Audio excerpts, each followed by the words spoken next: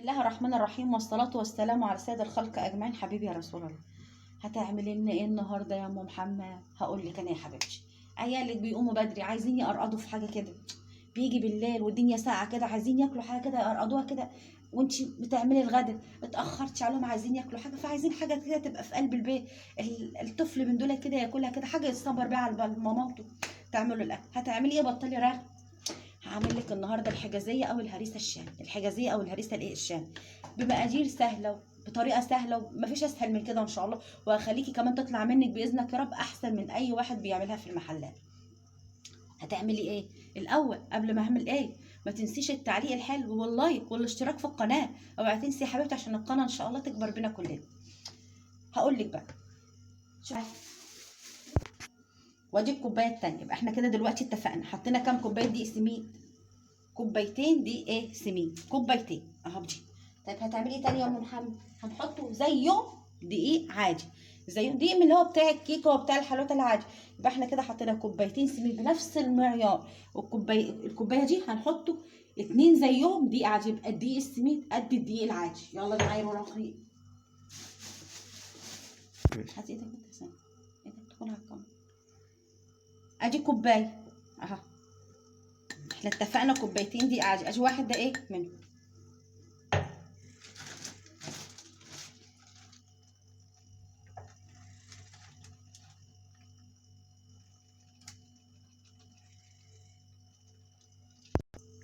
وادي التاني. يبقى احنا كده حطينا كوبايتين دقيق ابيض عادي وكوبايتين دقيق ايه سمين. طب في ايه تاني يا ام محمد؟ هقول لك. نفضوا بس كده الايه الدقيق بتاعنا. هكسر الكوبايه انا عشان انزل الحبه دول. قلبي. يبقى كده حطينا اتنين سميد على اتنين دقيق عادي. سيبهم كده على جنب ثانيه سيكه صغنن، راجعين لكم تاني اهو. نفس الكوبايه هناخده ونعايروها نصها سكر، ناخده ونعايروها نصها سكر. بنفس الكوبايه هنعايروه نصها ايه سكر اهي.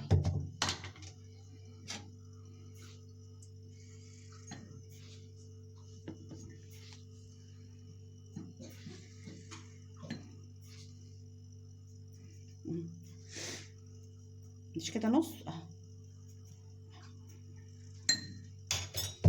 يبقى احنا هنا عايرنا اتنين واتنين، وهنا بنفس العيار نص كوبايه ايه سكر.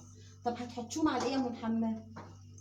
على الخمير. هنحطهم على ايه؟ على الايه؟ على الخميره طبعا انا بحب اعمل خميره اللفران اللي هي الخميره البلدي اللي اسمها بالعربي كده الخميره البيره. طبعا انت لو عايزه تعملي خميره من الفوريه حطي كيس، حطي ايه كيس اهو. حطينا ايه اهو. طيب ايه تاني يا ام محمد؟ هتعملي ايه تاني؟ يبقى احنا هنا اتنين واتنين ونص. هنعايره كوبايه ميه دافيه، كوبايه عشان حاطين خميره، حاطين ايه خميره، فلازم ان احنا طالما حاطين خميره نحط الميه ايه تبقى دافيه بنفس الكوبايه اهي، حتى فيها عقار من عقار الدقيق. بسم الله الرحمن الرحيم. بسم الله. اللهم بارك يا رب. ادي التقليبه عشان الخميره ايه تفك فيها اهي. طريقتها سهله قوي وما فيهاش اي تعقيده ولا اي حاجه.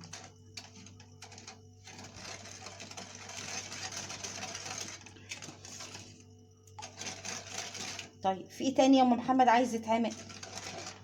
طبعا دي سيبوها كده خمسه كده عبال ما نخلصوا احنا الزيت والسمنه، هتكون ساحت وايه وفكت ان شاء الله. بس انا عن نفسي انا بحب العمايل بالخميره دي، بتبقى اضمن وبتبقى افيد كمان وصحيه عنها. هنعايره بقى ايه تاني؟ نيجوا بقى فاضل كده، احنا كده حطينا السمين وحطينا الدقيق، نيجوا هنا بقى ايه وحطينا السكر اللي هو نص كوبايه السكر وعلى كوبايه الميه الدافيه على الخميره. نيجوا بقى للماده الدهنيه، نيجوا للماده الايه الدهنيه اهي. طيب الماده الدهنيه المفروض تبقى كوبايه، المفروض تبقى ايه كوبايه.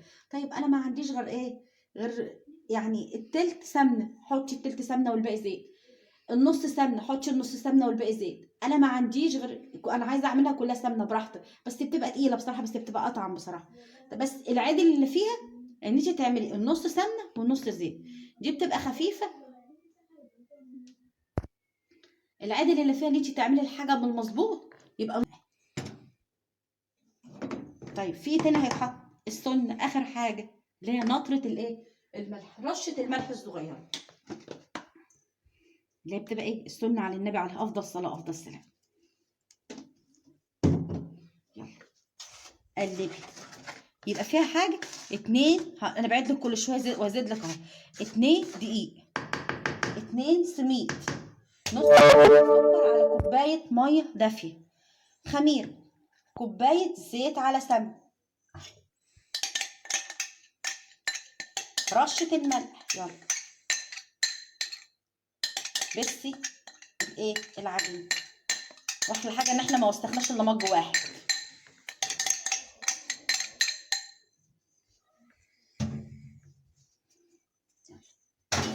بسم الله الرحمن الرحيم. دخلي كله في بعضه اهي، سهل قوي ما فيهاش اي حاجه والنتيجه جميله. انت ذات نفسك جعانه يعني عايزه حاجه تصبري بيها، خدي لك حته كليها كده. الحاجات دي والله بتنفع حبايبي في قلب البيت. لو وصلتي معايا لحد دلوقتي ما تنسيش اللايك، اللايك ايدك واللايك.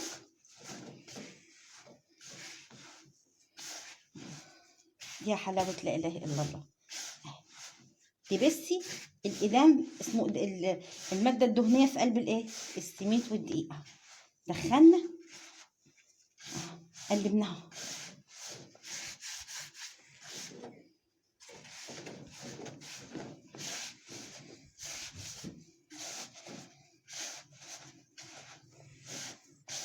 الحاجة بره يا حبايبي غالية، اللي بنقدروا عليه نعمله في قلب البيت ونوفره. اعملي كلي واكلي عيالك وعيشي حياتك. يعني الدنيا عشان غالية خلاص الدنيا تقف على قد كده؟ لا، نجيبه في البيت ونعمله كل اللي احنا عايزينه. على رأي المثل ما بيقول ايه، اللي ليها عقل واللي رأس يعمل اللي بيعملوه الايه الناس. بسيناها كلها اهي، اتبست كلها، دخلت ايه في بعضها اهي. الدقيق والسميد اتحط في قلب المادة الدهنية، دخلت كلها في بعضها اهي. ايه تاني بقى بعد كده؟ يلا انزلي بقى بالكوباية المية الدافية بالخميرة بالسكر اهي. نقلبه كده بس عشان ننزله الايه السكر. سهلة قوي، طريقتها سهلة قوي والله، ما فيها اسهل من كده. طبعا انت اول ما تيجي تحطيها هتلاقيها ايه طرية تحت، يعني اكتر حاجة بتشرب المادة الدهنية، هتشرب وتلف معاكي على طول. بسم الله يا مسهل الحال.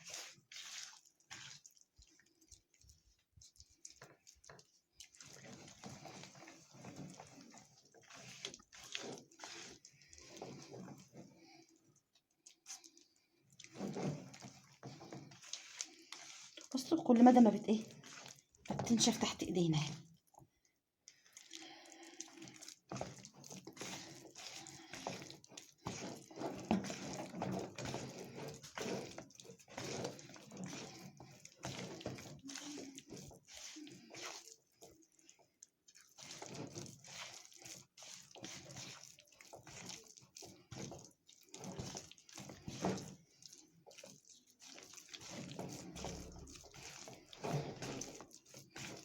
السميد اكتر حاجة بتشرب، يعني اكتر حاجة بتشرب المادة الدهنية، هتشرب وتلف معاكي على طول.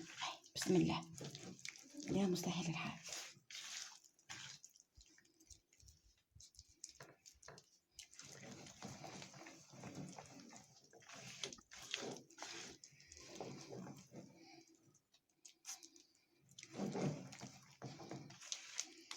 بصوا كل مدى ما بت ايه بتنشف تحت ايدينا.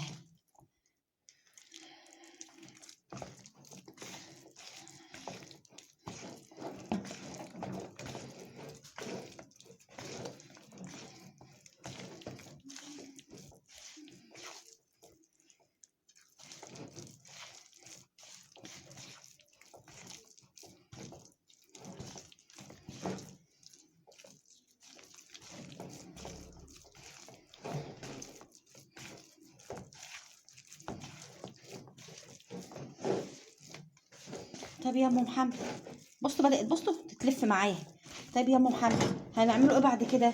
بصي احنا الجو دلوقتي ساقعه، الجو ايه ساقعه، طبعا في الجو الساقعه دي الحاجه بتغيب شويه عبال ما بايه ما بتخمر، والسميد طبيعته بيبقى تقيل في ايه، بيبقى تقيل في قلب التخمير بتاعه. فهنسيبوها في التخمير ده في الكروانه اللي قدامكم دي، هنسيبوها ايه لمده ساعه، هتخمر لمده ايه ساعه. تحطيها بقى في فرن بوتاجاز في اي حته كده، في مكان دافي في اي مكان على الرخامه عندك في قلب المطبخ لمده ايه ساعه. ايه رايكم يا حبايبي؟ اهي سهله قوي ما فيهاش اي حاجه اهي.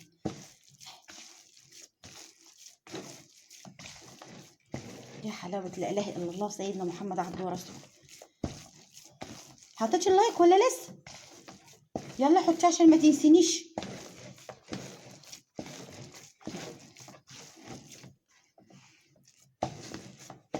الحجازيه دي اسمها في البلد عندنا الهريسه الشامي، يعني في مناطق بيقولوا عليها الهريسه الايه الشامي، وفي اماكن بيقولوا عليها الايه الحجازيه. شوفوا السائل اللي كان فيها ولا بان خالص اهي. سهله ما فيهاش اي حاجه خالص اهي. نسيبوها كده بقى اهو ونغطوها عشان الدنيا ساقعه لابد ندفوها. نغطوها كده اهو ونسيبوها لمده ايه ساعه، وبعد كده ايه اوريها لك ونكملوا بقى ايه عمايل الهريسه الشامي او الحجازيه. بصوا يا حبايبي بعد ساعه اهو العجينه بقت بالشكل ده.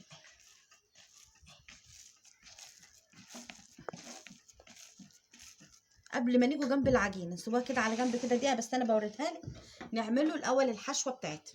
الحشوه بتاعتها طبعا انتوا عارفين الكوبايه اللي انا عايرت بيها الدقيق السميد والدقيق العادي. بصوا عايرت منها من نفس الكوبايه كوبايه كبيره دقيق سميد، كوبايه كبيره ايه دقيق سميد،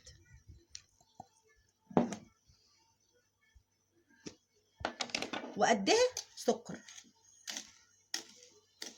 يبقى عايرنا كوبايه دقيق ايه سميد وقد الكوبايه سكر.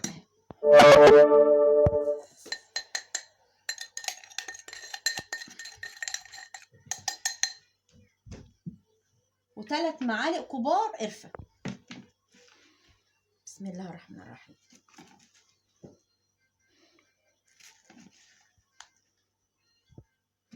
حبه صغننين كمان. يبقى تاني عملنا حطينا كوبايه كبيره دقيق سميد، كوبايه سكر، 3 معالق كبار قرفه. قلبي.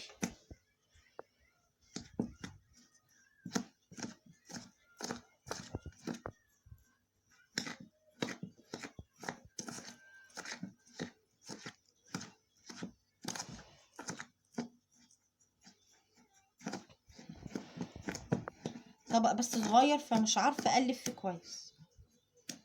هنقعدوا بقى نحط ميه، مش تحطش ميه ترش ميه. بسم الله الرحمن الرحيم. هنقعدوا نرشوا ايه ميه.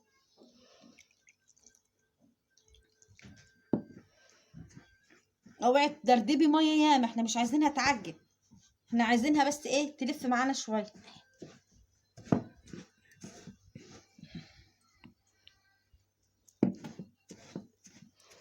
الله على ريحه القرفه. الحجازيه دي لعشاق القرفه.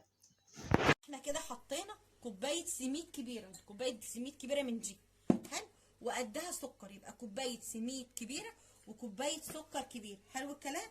وتاني احنا ماسكين حاطين 3 معالق كبار مليانين قرفه، 3 معالق كبار مليانين ايه قرفه.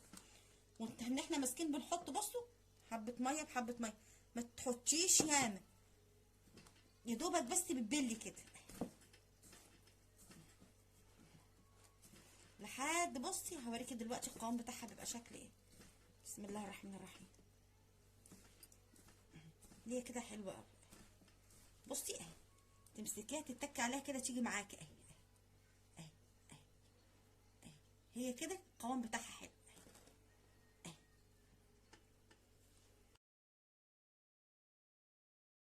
كده خلصنا الحشوه. نجيب بقى العجينه بالويم كده اقسميها. قسمناها اهي.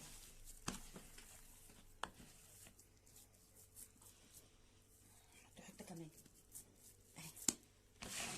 بصي بقى، انا مش هعمل في صينيه، انا هعمل في صاج. انا هعمل في صاج. الصاج ده مدهون يا زبد يا زيت يا سمنه. الصاج ده مدهون ايه؟ يا زيت يا ايه يا سمنه. يلا فريتش. احنا عجينتنا طريه وجميله. بصوا يا حبايبي، اديني فريت النص الاولاني في قلب الصاج اهو. هنزل بقى عليه بالايه؟ بالحشو. بسم الله الرحمن الرحيم.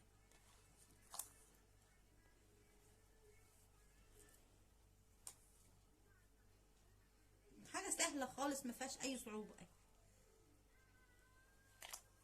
الحشوه بسم الله ما شاء الله كتير اهي كمان.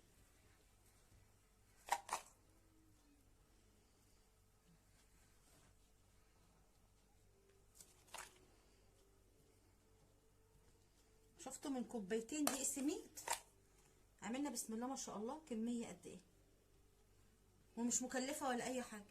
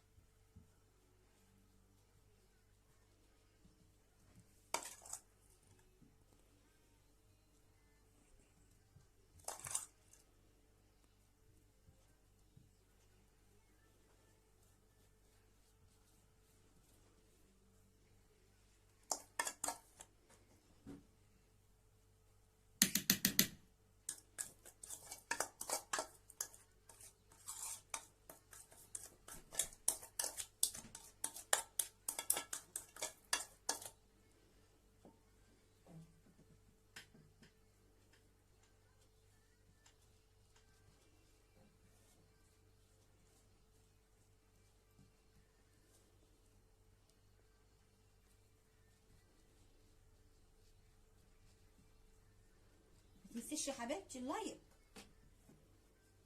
شجعي ام محمد كده وارفعي من معنوياتها. ايوه يا حبيبتي، ربنا يجبرك يا رب. اوعي تنسي اللايك.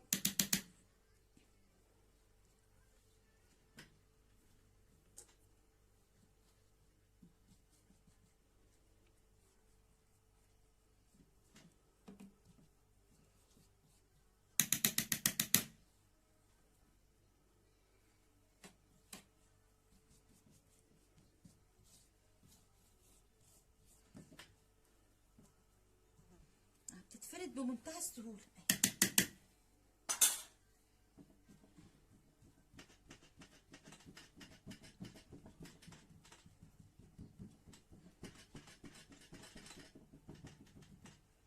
ادي كده الحشوه الاولانيه. الحاجه الايه، الحشوه ده احنا كده ايه حطيناها اهي. اغسل ايدي بس كده واعمل لك الايه التاني، اعمل لك الوش التاني.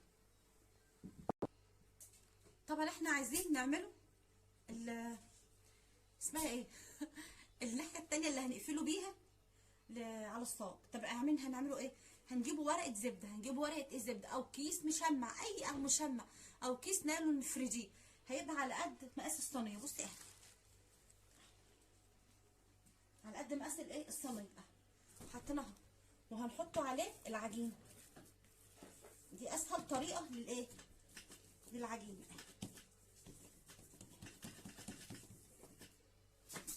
يا بركه لا اله الا الله. بسم الله الرحمن الرحيم. وهنحطه دي كده عليه. حلو الكلام، اختصاري يعني للايه، للوقت. بسم الله الرحمن الرحيم.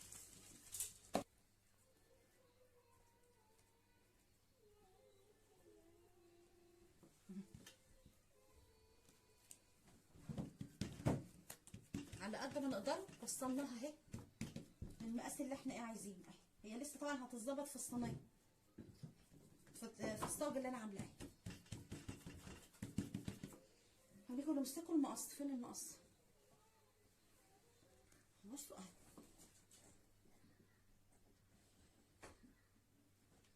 قصينا بالمقص ليه؟ عشان لما نيجوا ننقلوها ما تتقطعش مننا.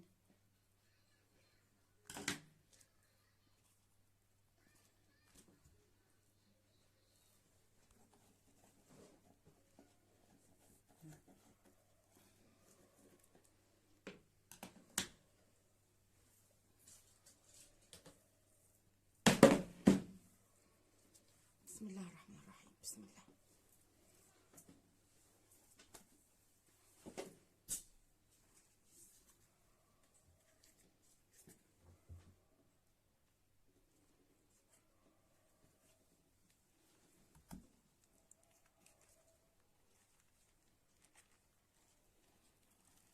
ادي الطرف الاولاني اهو. بسم الله الرحمن الرحيم. يا مسهل الحال يا كريم يا رب. بسم الله. الله يا بطوطه خليكي شاطره.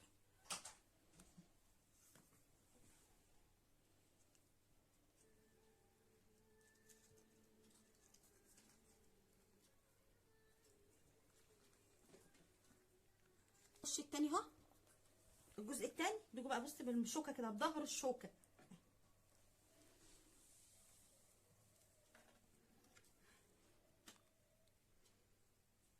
مش عارفه هي باينه لك ولا لا اهي. هتنزلي بالشوكه عليه اهي كده. بسم الله الرحمن الرحيم. بسم الله.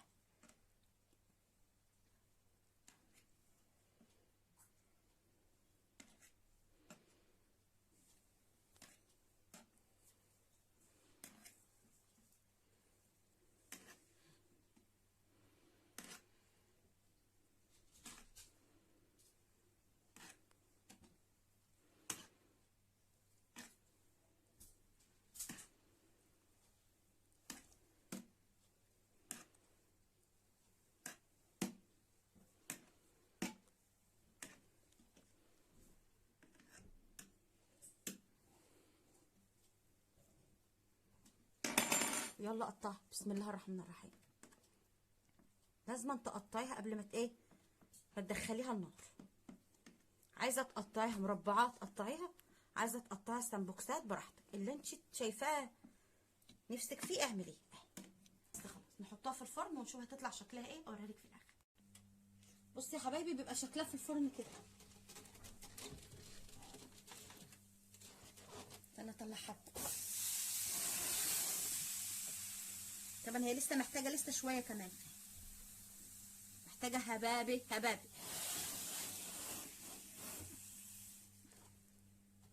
هوريها لك لما تخلص خالص. اهو يا حبايبتي حبايبي طلعنا الصاج اهو. شوفوا كده المنظر شكله ايه من جوه. الحشو من جوه شوف. بص استنى ما اطلع لكم حته كمان من النص. بسم الله الرحمن الرحيم.